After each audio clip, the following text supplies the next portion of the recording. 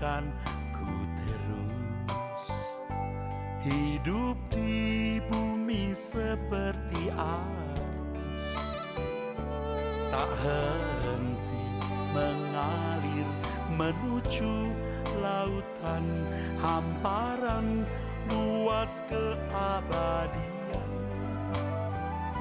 Langit bumi semuanya tergoncang, tiada yang tetap bertahan. Skalanya menjadi kenangan api, kebinasaan tak bertepi. Tuhan ajarku menghitung hari, singkat tak tahu kapan akhirnya. Tuntun aku sampai sempurna, berkenan di hadapan Bapa.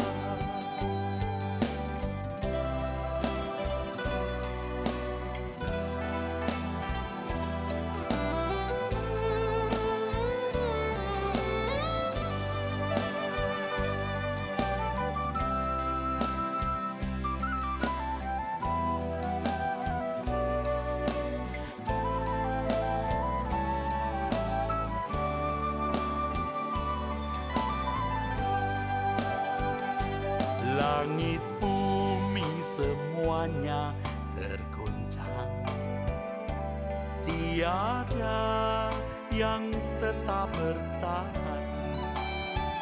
Segalanya menjadi kenangan api, kebinasaan tak bertepi.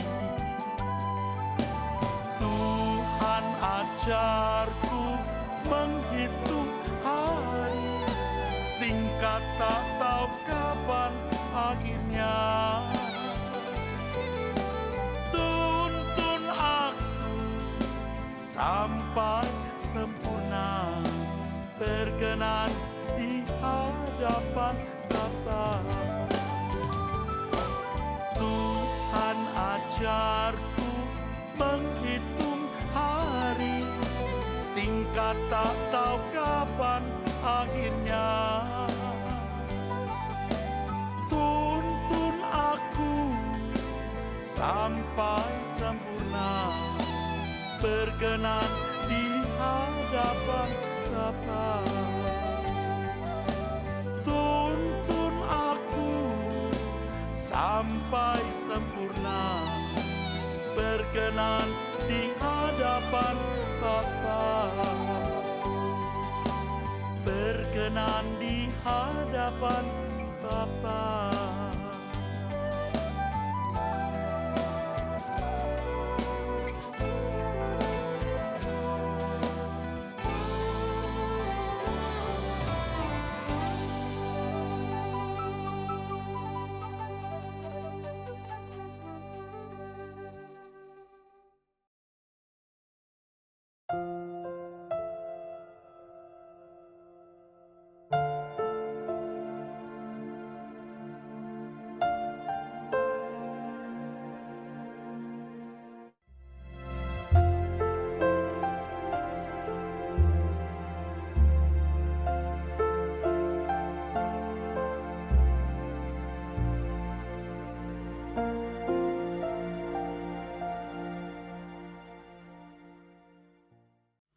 Bapak Ibu Saudara sekalian, kita melanjutkan apa yang telah kita pelajari di pertemuan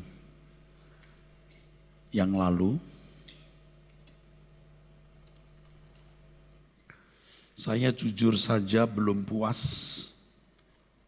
menjelaskan kepada saudara tentang karakter Allah, karakter Bapa kita, yang adalah kunci dari semua perjalanan sejarah surga dan sejarah dunia.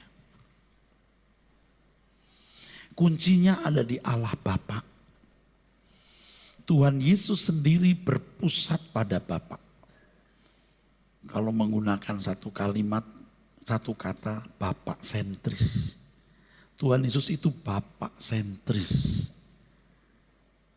Anak tidak dapat berbuat apa-apa tanpa Bapak. Segala sesuatu yang dilakukan oleh anak, karena anak itu melihat Bapak melakukannya. Sehingga Tuhan Yesus, Tuhan kita, Putra sulung Allah Bapa berkata, makananku yang sama dengan rezekiku, yang sama dengan hidupku, yang sama dengan nafasku, melakukan kehendak Bapa dan menyelesaikan pekerjaannya. Dan ini merupakan model hidup kesusilaan anak-anak Allah. Kalau kita mau menjadi anggota keluarga kerajaan yang akan dimuliakan bersama-sama dengan Dia, dengan Tuhan Yesus maksudnya, kita harus memiliki kesusilaan seperti kesusilaan Tuhan kita Yesus Kristus. Kata kesusilaan itu lebih dalam dari moral. Moral itu lebih pada tindakan yang kelihatan dari kata mos dalam bahasa Latin. Sedangkan etika itu dari bahasa Yunani ete.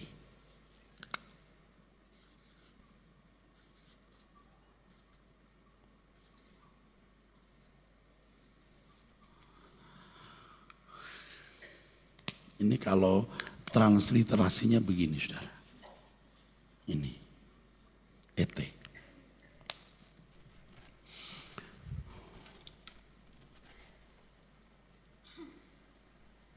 Bapak Ibu saudaraku,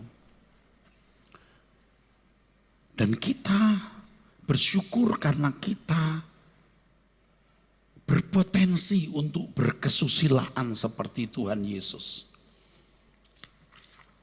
Ingat bahwa salib Tuhan itu membuka 3 pintu ya. Ingat ya, pintu pertama itu pintu neraka dibuka. Ini pintu neraka.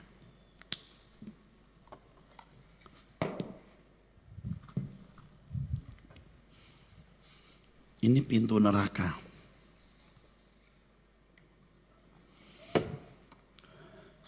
Pintu yang kedua, saudaraku, itu pintu langit baru, bumi baru dibuka. Jadi kita bisa keluar dan harus masuk ke sini. Kalau orang-orang non-Kristen yang berbuat baik bisa masuk nih. Nah, pintu ketiga ini hanya untuk orang percaya, saudaraku. Pintu yang ketiga ini. Ini pintu keluarga kerajaan. Nah, kita itu diproyeksikan itu ini di sini. Bukan di sini. Kalau orang baik, orang-orang non-Kristen, orang-orang hidup di zaman perjanjian lama, orang yang tidak pernah mendengar Injil, yang salah mendengar Injil, yang dihakimi menurut perbuatan, itu cukup menjadi orang baik. Tapi kalau ini harus iman. Iman di sini maksudnya bukan hanya percaya, tetapi seperti orang Roma yang kehilangan segala sesuatu demi imannya. Ada pertaruhan. Jadi kalau Alkitab mengatakan kamu dibenarkan karena iman, itu imannya orang Roma. Yang meninggalkan segala sesuatu demi percayanya kepada Tuhan Yesus. Ini imannya Abraham yang meninggalkan Ur-Kasdim. 1/4 abad tidak punya anak, tapi yakin dia akan punya anak sebanyak bintang di langit, pasir di laut. Nah, kesusilaan kita harus sampai tingkat ini, saudara. Iman. Jadi iman itu bukan nalar, ya, tetapi tindakan. Dan kalau saya boleh ngomong jujur, saudara dari sekian banyak ini mungkin yang punya iman cuma 5% sampai 3%. Iman yang ideal. Saudara hanya punya percaya. Percaya Allah itu ada, percaya Allah itu esa, lumayan. Tapi iblis pun juga percaya Allah itu ada dan esa. Jadi orang kalau hanya percaya Allah itu ada, Allah itu esa, masih bisa berpotensi seperti iblis. Nah, saudara lumayan di sini diajar kelakuan yang baik supaya paling paling tidak saudara masuk dunia akan datang. Jangan jahat. Tapi kalau saudara sekarang ya kerja nggak jujur, memeras orang, menggelapkan uang orang, selingkuh, kejam, Anda nggak usah ke gereja percuma. You pasti masuk neraka. Udah pasti neraka. Oh saya percaya Pak. Loh baik saja tidak. Beriman itu berarti mempertaruhkan segenap hidup. Dan Tuhan Yesus itu model seorang yang bapak sentris. Dan kita anak-anak Allah juga harus bapak sentris. Nah saya teruskan. Dalam perjalanan hidup sebagai orang percaya, kita akan diajar Tuhan keluar dari pola-pola keberagamaan. Hubungan antara Allah atau ilah atau dewa kepada umat, itu harus diganti itu hubungan bapak dan anak. Jika bicara hubungan bapak dan anak, asumsi saudara, jangan hanya tertuju pada hubungan eksklusif di mana ada kasih sayang, perhatian, perlindungan. Itu anak kecil. Tetapi hubungan bapak dan anak harus dilihat dari perspektif hubungan sebanding seirama dengan bapak. Artinya Allah Bapa kita itu bukan Allah yang keputusan dan tindakannya berdasarkan perasaan sesaat atau situasional.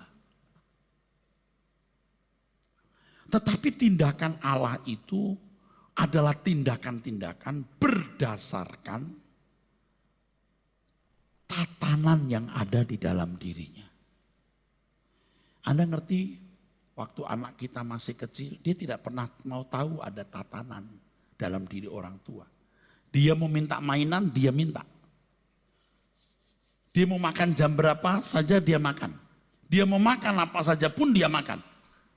Orang tua berkata nanti giginya jadi rontok loh nak kalau ini coklat terus. Enggak mau tahu. Ayo nak bangun. Enggak aku mau tidur mama, aku mau sekolah. Dia nggak mau tahu ada tatanan. Remaja itu pun juga sering belum mengenal bahwa orang tuanya punya tatanan. Nah ketika remaja biasanya orang tua mulai unjuk gigi. Tidak. Biasanya kalau masih kecil nggak boleh gitu sayang. Tapi orang tua masih bisa ngerti. Ya udah deh.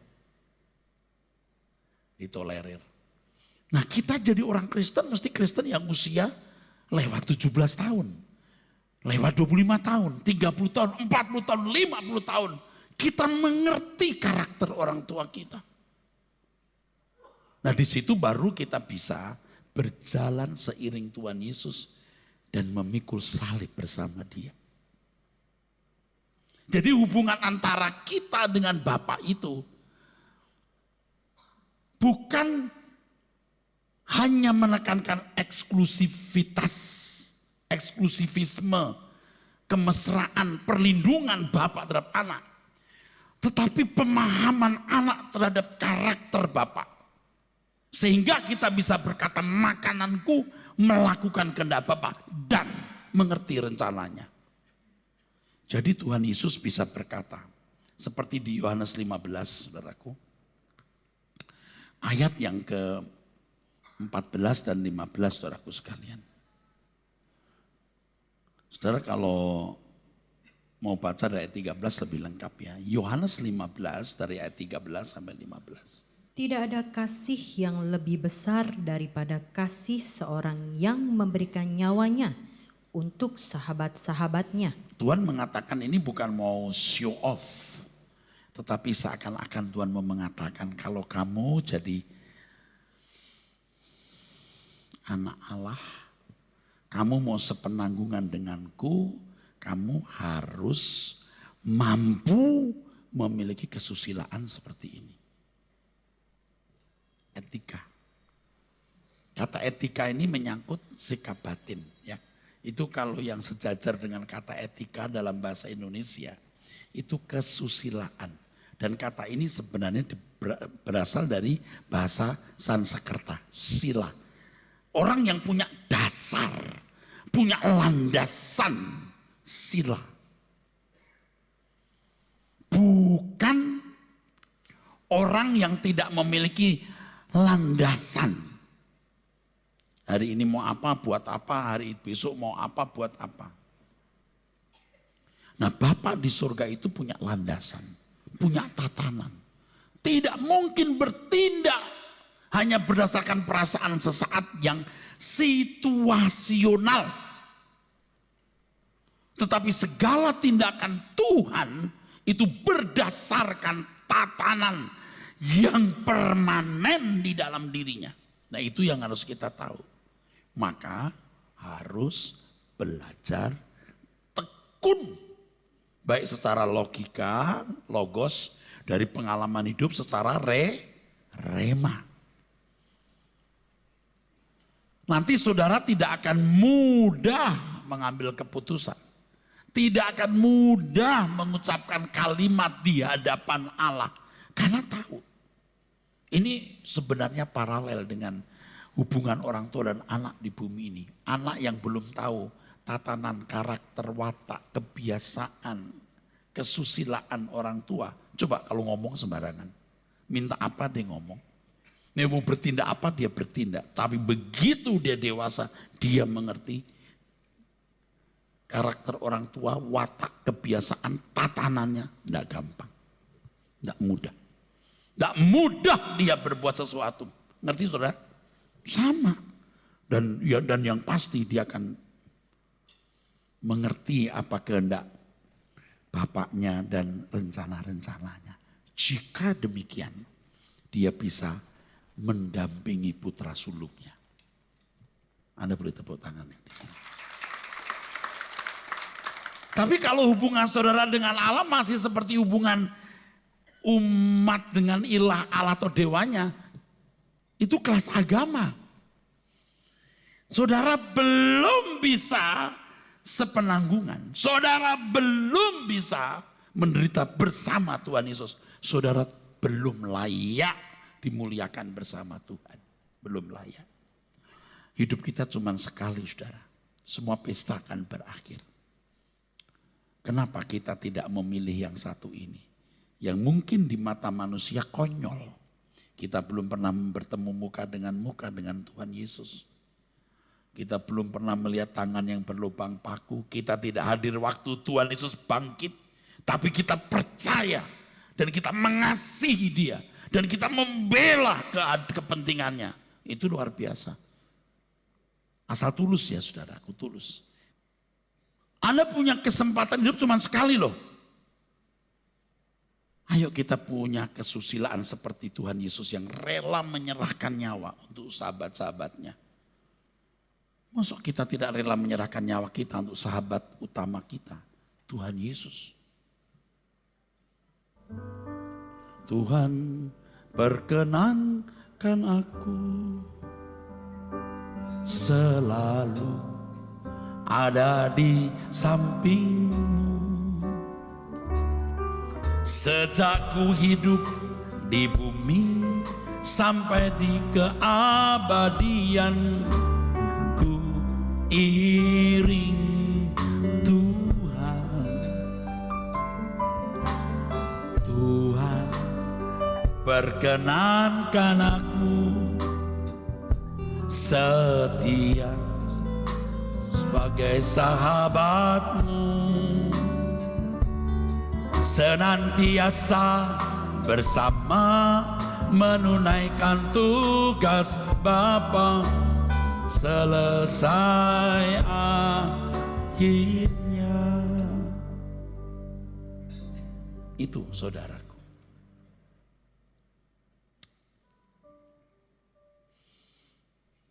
Ayat 14.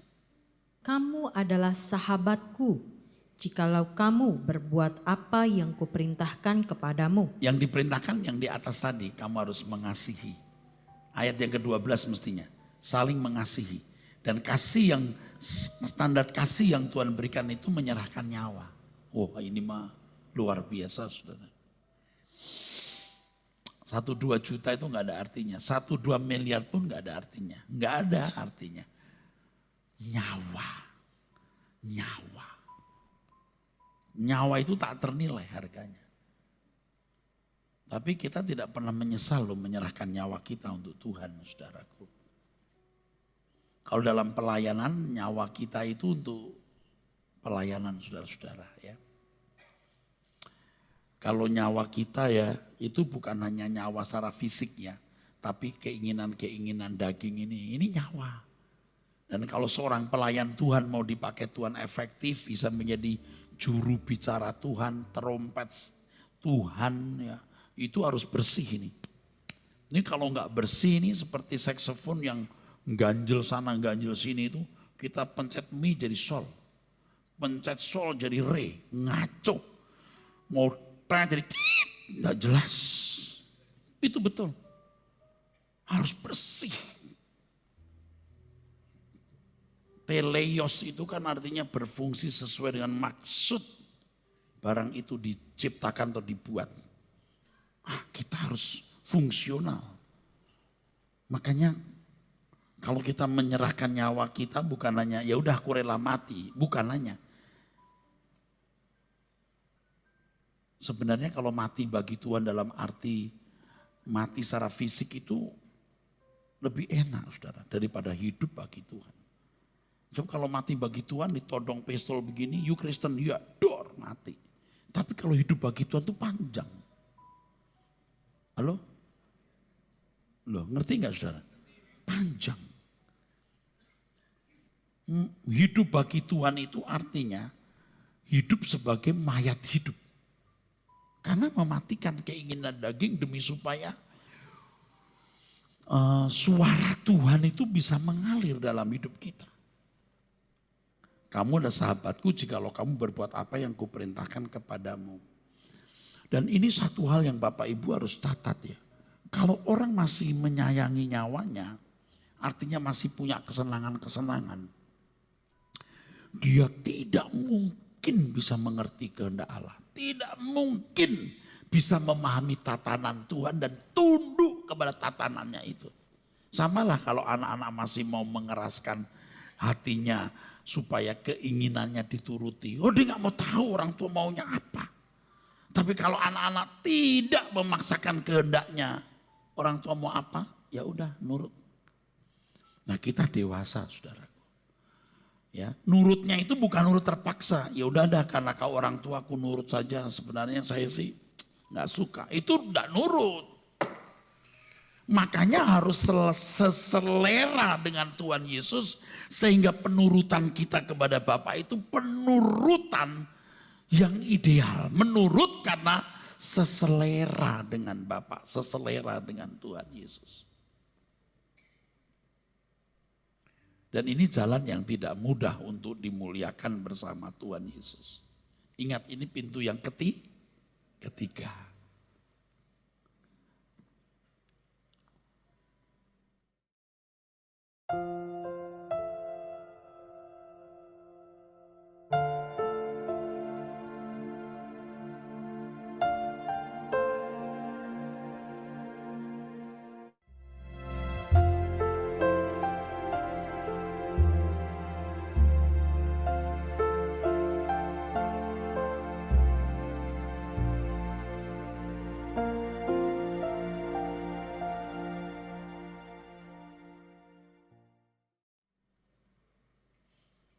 Di perjanjian lama itu pintu hanya sampai 2 Pak. Perjanjian lama nggak ada pintu yang dibuka. Nggak ada. Kalau ada seakan-akan pintu yang dibuka itu hanya gambaran. Itu domba yang disembelih itu nggak buka pintu surga. Nggak bisa buka. Begitu darah Yesus ditumpahkan baru pintu surga terbuka. Maksud saya pintu neraka terbuka, pintu surga terbuka. Pada waktu Tuhan Yesus mati, dia turun ke kerajaan maut, dia memproklamirkan. Kerukso, dalam terjemahan kita menginjil. Tapi teks aslinya kerukso, artinya to proclaim. Memproklamirkan, aku telah mati. Maka dia mengangkat orang-orang dalam tawanan itu. Siapa yang ditawan Pak? Ya Samuel, ya Abraham, ya Daud, ya Yusuf. Semua diangkat ke Hades yang nyaman. Sebelumnya semua ada di situ. Jadi tidak heran ketika Saul memanggil Samuel, Samuel itu dibangkitkan bisa. Dia ada di Hades yang tidak nyaman, dia di penjara. Tapi setelah Yesus mati, tidak bisa dipanggil-panggil. Semua masuk Hades yang nyaman, saudara. Makanya dikatakan dalam Alkitab, ketika Tuhan Yesus mati, ada orang-orang saleh dibangkitkan. Itu bukan fisik begini, bukan. Bangkit dari Hades atau keluar dari Hades yang tidak nyaman, masuk di tempat yang namanya Firdaus. Firdaus itu dalam bahasa Yunaninya paradeisos, artinya taman yang menyenangkan, garden atau park. Dan tamu pertama di perjanjian baru yang masuk di situ itu penjahat di samping salib Tuhan itu. Hari ini engkau bersama dengan aku ke garden. Luar biasa. Pokoknya kita tuh harus yakin dan sampai menyatu dengan jiwa kita. Kalau sudah begitu kita mati gak takut. Kita mau masuk garden itu. Masuk park itu. Dan ini harus menjadi isi dan tujuan satu-satunya hidup kita. Jangan ada yang lain. Jangan berpikir bahwa kita punya kesempatan hidup hanya sekali di bumi. Ini bukan hidup yang sebenarnya yang Allah sediakan untuk kita nikmati. Hidup sebenarnya yang kita nikmati itu nanti, saudara. Dan ini harus kita proklamirkan, saudara. Sudah kita ambil positioning di sini. Ini kebenaran, ini Injil yang murni.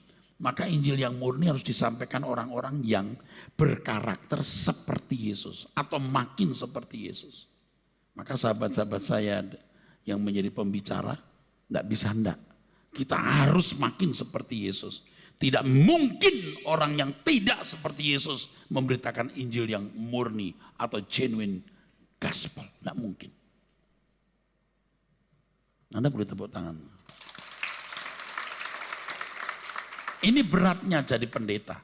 Bukan sekolah 14 tahun, 15 tahun. Beratnya itu ketika dia harus menyalipkan dagingnya.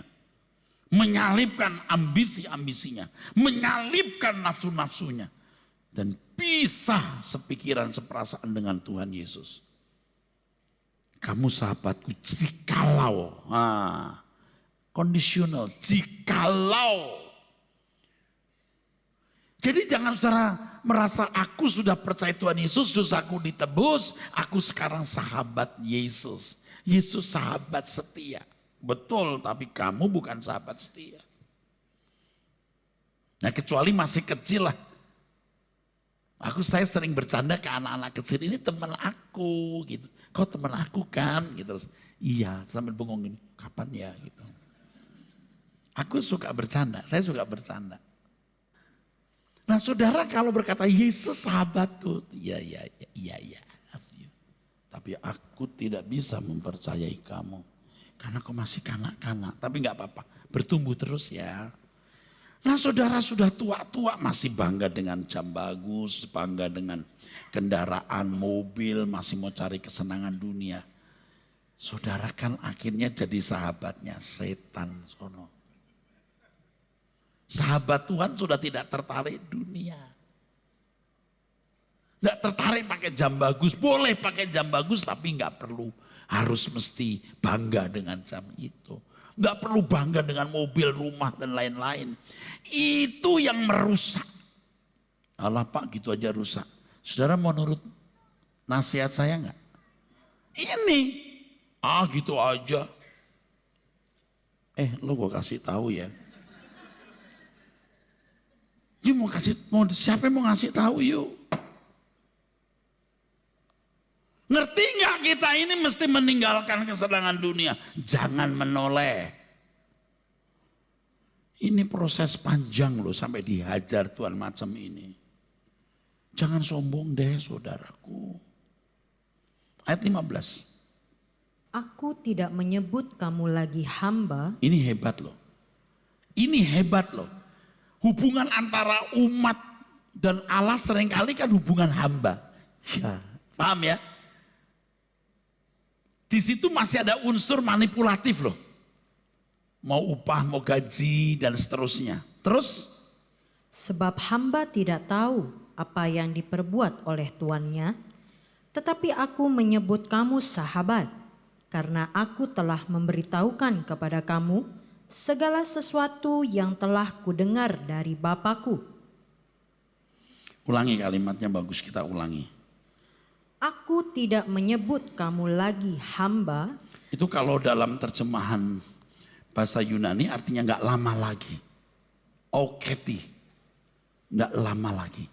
Jadi memang kamu nanti, bukan saat itu, mungkin saat itu belum, nggak lama lagi, no longer. Jadi memang mereka nanti harus masuk proses itu, terima Roh Kudus, menderita baru. Nah waktu itu mungkin belum. Anda tahu nggak tuh Petrus masih menyangkal, amin. Maka kalau terjemahan bahasa aslinya itu sebenarnya ini kok lebih tepat oketi ini. Oketi humas lego doulos.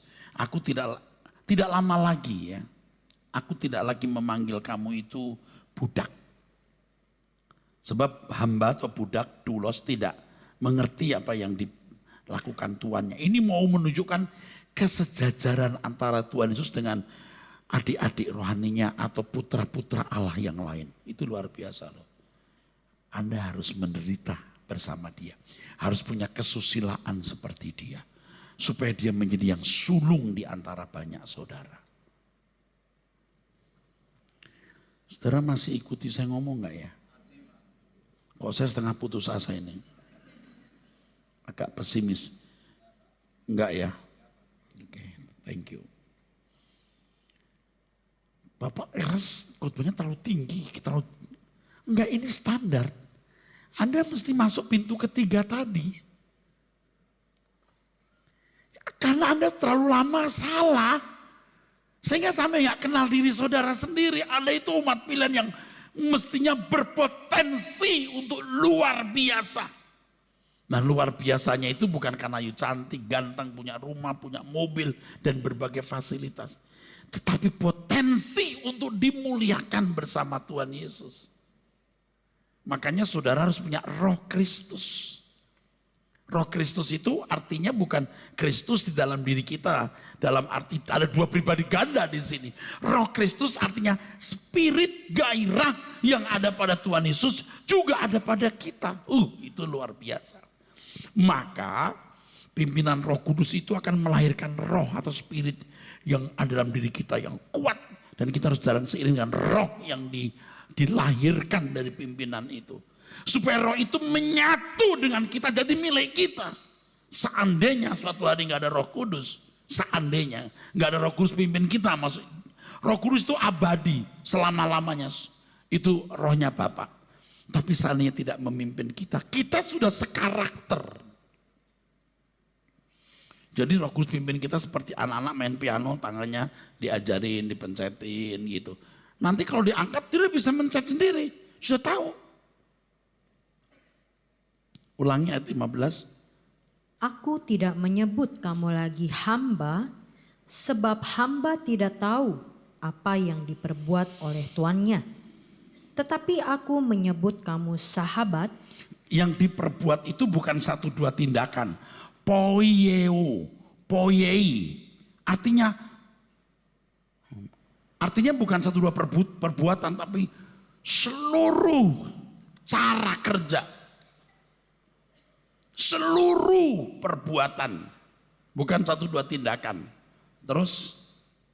Tetapi aku menyebut kamu sahabat, karena aku telah memberitahukan kepada kamu segala sesuatu yang telah kudengar dari Bapakku.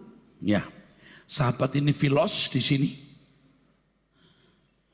Dan Tuhan Yesus memberikan kita privilege atau hak istimewa, kita bisa mendengar apa yang Bapa ajarkan kepada Tuhan Yesus juga kepada kita. Itulah sebabnya tanpa ragu-ragu Tuhan Yesus berkata, seperti Bapa mengutus aku mengutus kamu. Oleh sebab itu Bapak Ibu saudara-saudara sekalian, tidak bisa tidak kita harus belajar untuk mengenal Bapa. Dan tidak ada yang bisa mengajarkan kita karakter keberadaan Bapa itu kecuali Tuhan Yesus sendiri. Maka Tuhan berkata, jadikan semua bangsa muridku. Dan untuk orang-orang yang menjadi murid Tuhan, Lukas 14:33, kamu harus melepaskan dirimu dari segala milikmu. Hanya orang yang melepaskan diri dari segala milik yang layak menjadi murid. Yang bisa diubah. Ini sangat bersyarat, saudaraku. Rasul Paulus menulis, jadilah prajurit yang baik. Prajurit yang baik, prajurit yang tidak memusingkan dirinya dengan hal-hal yang menyenangkan dirinya atau berkaitan dengan apa yang dipandang kebutuhan. Tetapi berusaha untuk hidup berkenan bagi komandannya. Sampai hari ini saudara, saya sering waktu berdoa saya berkata, Tuhan apa yang harus kulakukan. Walaupun saya aktif dalam kegiatan gereja dengan segala rutinitas dan setumpuk tugas-tugas pelayanan, saya tetap bertanya, Tuhan apa yang harus kulakukan. Seakan-akan saya tidak tahu banyak. Kenapa? Saya tidak mau menyimpang. Pelayanan itu bukan sekedar menyelenggarakan kebaktian seperti ini. Atau membuat acara anak, acara ini, acara itu. Misi ke sana, misi ke situ. Bukan hanya itu. Pelayanan itu kan memuaskan perasaan Bapa. Jadi setiap saat kita selalu berkata, apa yang harus kulakukan Bapak? Apa yang harus kulakukan Tuhan? Dan landasan kita adalah apapun yang kau perintahkan aku lakukan. Jadi nggak ada yang kita bilang nggak bisa atau nggak mau. Tuhan apa yang kau kehendaki harus ku perbuat. Apa yang kau kehendaki harus ku lakukan Tuhan. Aku lakukan. Dengan satu landasan apapun yang kau kehendaki harus ku lakukan. Makanya harus sampai tingkat rela menyerahkan anak kesayangan seperti Abraham menyerahkan Ishak. Nah kalau saudara masih perhitungan dengan Tuhan, jangankan nyawamu, sebagian waktumu, hartamu saudara masih keep, masih jaga, cegah. Ya saya nggak bisa ngomong. Saudara tidak bisa jadi perwira tinggi maksudnya. Saudara kalah dengan para teroris yang tanpa jaminan siapa-siapa berani mempertaruhkan nyawa demi keyakinannya. Itu konsekuen. Itu konsekuen. Lalu konsekuensi saudara di mana? Sikap fair saudara jadi anak-anak Tuhan di mana? Ini tidak bicara mengenai saudara harus menjadi anggota gereja ini, apalagi jadi aktivisnya. Ini bukan bicara saudara harus memberikan uang di gereja ini. Saudara tanya Tuhan deh. Saudara punya kesempatan hidup hanya satu kali, saudaraku sekalian. Dan terbuka peluang untuk menjadi sahabat Tuhan Yesus. Saya kalau nonton film, saudara, film saya King Arthur ya. Lalu ada film-film itu barat yang kolosal. Saya lihat ada raja-raja yang punya sahabat-sahabat, tahu ya? Atau film-film Mandarin itu, pangeran punya sahabat-sahabat. Saya membayangkan, ini kalau rajanya Tuhan Yesus, aku sahabat-sahabatnya yang rela mati untuk temannya ini. Itu luar biasa loh, kisah-kisah itu, kisah-kisah heroik. Bagaimana seorang sahabat membela anak raja. Kenapa saya nggak bisa begitu untuk Tuhan Yesus? Dia akan jadi raja segala raja. Dan tadi pagi saya ingatkan, kalau Tuhan Yesus nanti saudara berhadapan dengan Tuhan ya, Anda tidak berbuat apa-apa untuk Tuhan, you menyesal. You trembling, you akan menyesal. Kenapa tidak berbuat sesuatu untuk Maharaja ini? Nah kita untuk Bapak di surga masa nggak bisa loh. Untuk Tuhan kita Yesus Kristus yang mati untuk kita. Yang kalau dia tidak menebus dosa kita, kita binasa. Memang kita tidak pernah lihat wajah Tuhan. Ketika dia bangkit kita tidak ada di sana. Tapi kita percaya Alkitab itu benar.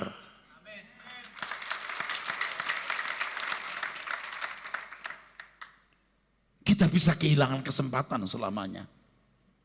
Ini tidak bicara soal menjadi anggota gereja Rehoboth. Anda jadi anggota gereja di sini boleh. Anda tidak datang pun tidak saya cari. Ini bukan soal ngajak orang mau minum kopi di kafe. Ayo dong kita minum. Alah kok gak mau. Ini soal hidup mati. Sekali ajakan ayo. Gak mau. Ya sudah. Ini soal hidup mati saudaraku. Bukan soal minum kopi atau coklat. Dimana orang pun dibujuk-bujuk. You mau ayo. Gak mau sana. Jangan jadi murahan. Kalau dulu kan kita murahan. Cik ke gereja cik. Nanti diberkati deh cik. Cik nanti tokonya laris deh. Cik diberkati loh. Allah Ci, ayolah Ci, cari Tuhan selama. Gak ada begitu. You mau mati bersama Tuhan Yesus, ayo mati. You gak mau, sana lu mati sama Lucifer. Amin. Saya ingatkan ya, ini bukan Rehoboth 5 tahun yang lalu. Ini bukan Rehoboth 3 tahun yang lalu. Ini bukan Rehoboth 2 tahun yang lalu. Ini Rehoboth 2017 dan ke depan. Yang harus berubah. Yang memberitakan Injil yang murni. Berapapun harganya, apapun resikonya. Dan saudara adalah orang-orang yang menjadi bagian dari barisan ini, laskar ini. Tapi kalau saudara nggak mau, nggak masalah. You are nothing. You bukan siapa-siapa. Tapi saudara berkata, aku mau. Anda jadi terhormat di mata Tuhan, saudaraku. Jangan saudara pikir kita butuh saudara, saudara yang butuh kita. Ada yang butuh Tuhan. Mestinya kita yang mendesak-desak Tuhan. Pakai aku. Tuhan, what must I do? Lord, what must I do? Ini bukan masalah gereja Rehoboth loh. Masalah you dengan Tuhan. You yourself with God. Saudara dengan Tuhan, you perkarakan itu. Jangan sia-siakan hidupmu yang hanya satu kali. Gak ada yang harus, gak nikah gak masalah, gak punya anak gak masalah, gak punya apa-apa gak masalah. Tapi masalah kalau kamu tidak menjadi sahabat Tuhan Yesus. Dan Tuhan membuka potensi. Anda bisa bersusila, berkesusilaan seperti Tuhan. Saudara menyanyiakan kesempatan ini akan menyesal selama-lamanya. Jangan lewatkan kesempatan ini. Saya mengerti saudara banyak masalah. Banyak hal yang masih terkatung-katung. Masalah-masalah berat yang gantung. Saya beritahu Tuhan sengaja buat itu. Jangan terpengaruhi masalah apapun. Perhadapkan dirimu kepada Tuhan. Dan kalau sudah merasa engkau belum berada di track yang benar, bertobatlah. Saat ini juga. Amin.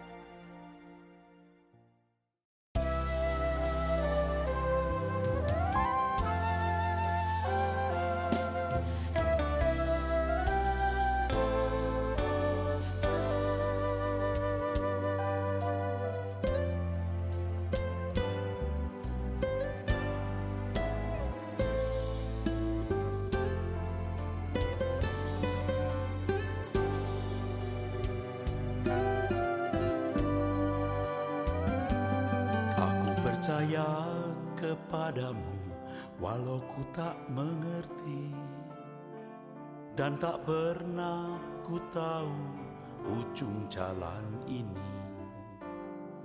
Namun ku tetap percaya Kau yang memanggilku setia, memandu langkahku berlabuh di sana. Seperti Abraham sahabatmu sampai akhir setia, dari jauh memandang negeri perjanjian. Kanaan surgawi permai, tanah air yang Kau janjikan, tempat pertemuan semua saleh Tuhan. Bawa aku ke sana, ajar aku setia, mengerti semua maksud dan jalan. Tak ku ingini lagi indahnya dunia ini, karena ku yakin yang kau sediakan sempurna.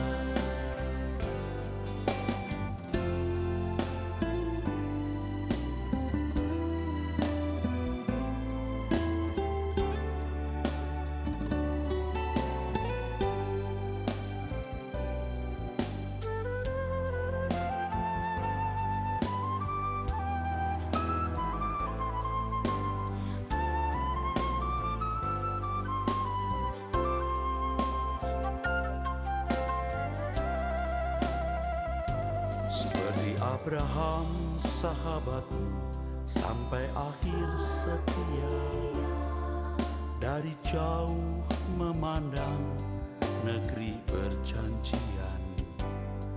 Kanaan surgawi permai, tanah air yang kau janjikan, tempat pertemuan semua saleh Tuhan.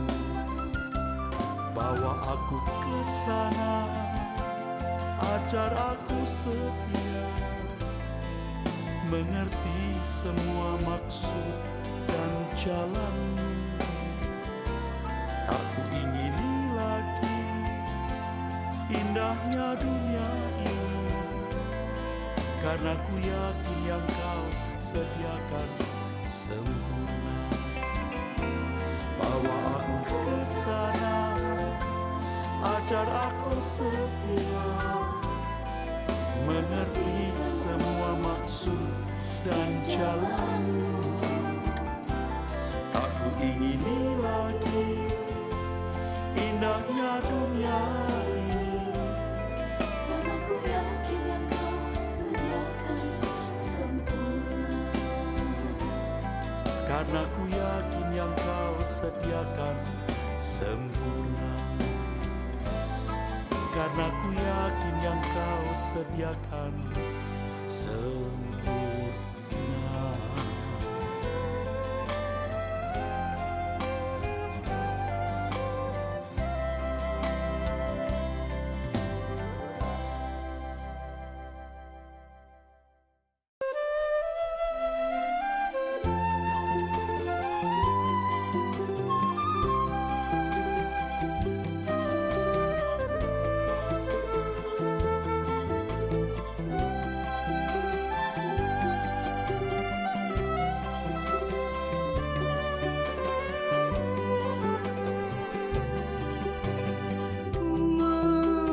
Mengalir seperti sungai di musim hujan,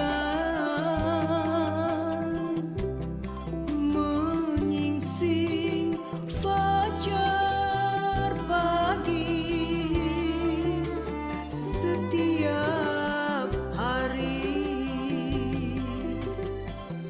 Mengalir seperti sungai di musim hujan,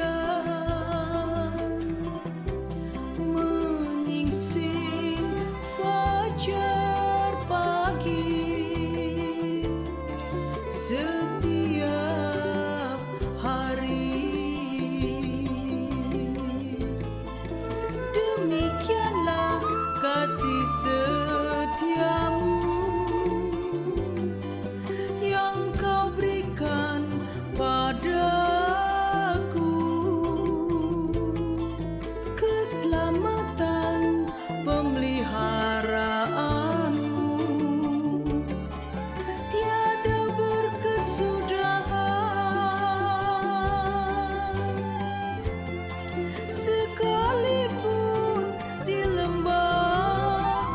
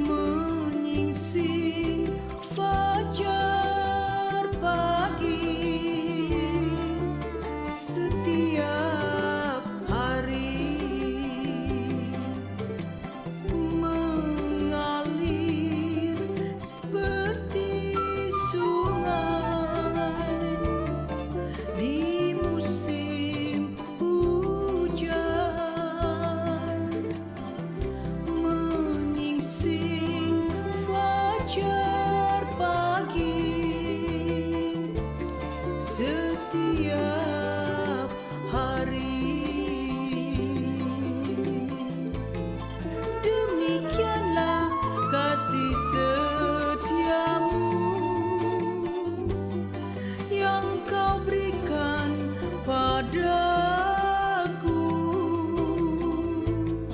keselamatan pemeliharaanmu tiada berkesudahan, sekalipun di lembah kelam kau besertaku.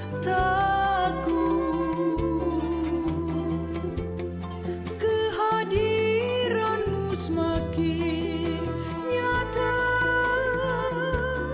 genapkan firman-Mu. Demikianlah kasih setiamu yang kau berikan padaku, keselamatan pemeliharaanmu tiada berkesudahan, sekalipun di lembah kelam kau besertaku.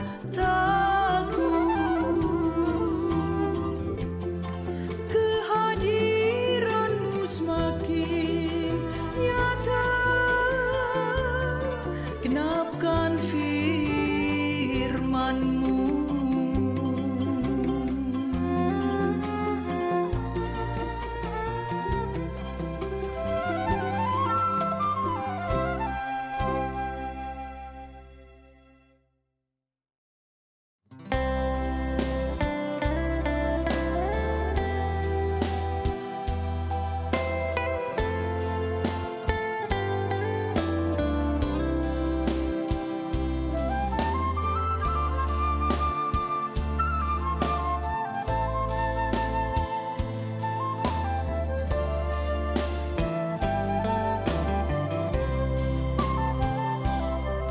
Selamat malam saat berpisah, dunia yang selalu nampak indah, nyamannya, manisnya, aku tinggalkan untuk selamanya.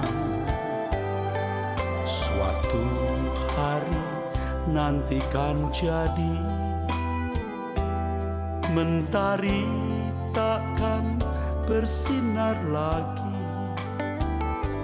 suasana mencekam, dunia yang semakin kelam.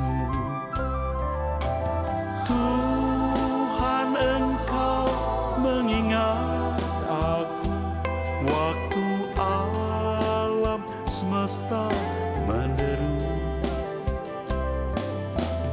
Engkau datang sebagai raja, menjemput orang saleh semua.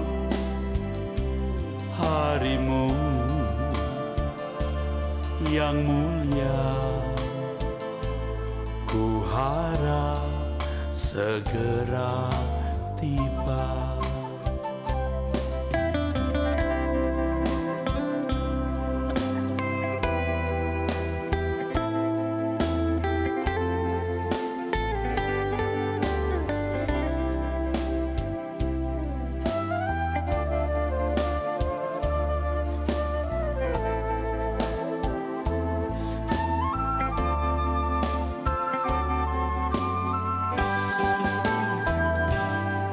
Suatu hari nanti kan jadi, mentari takkan bersinar lagi, suasana mencekam, dunia yang semakin kelam.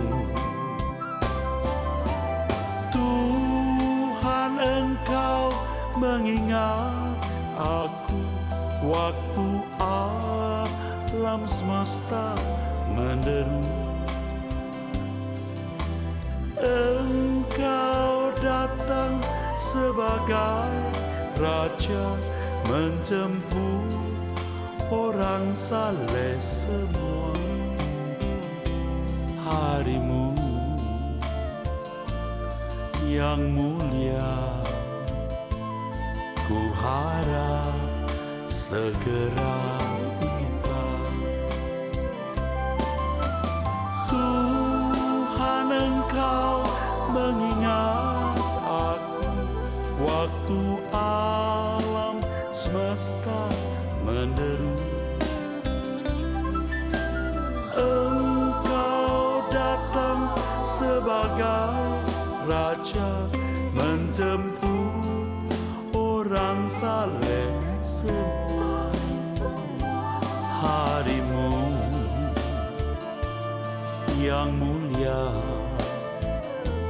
ku harap segera tiba. Ku harap segera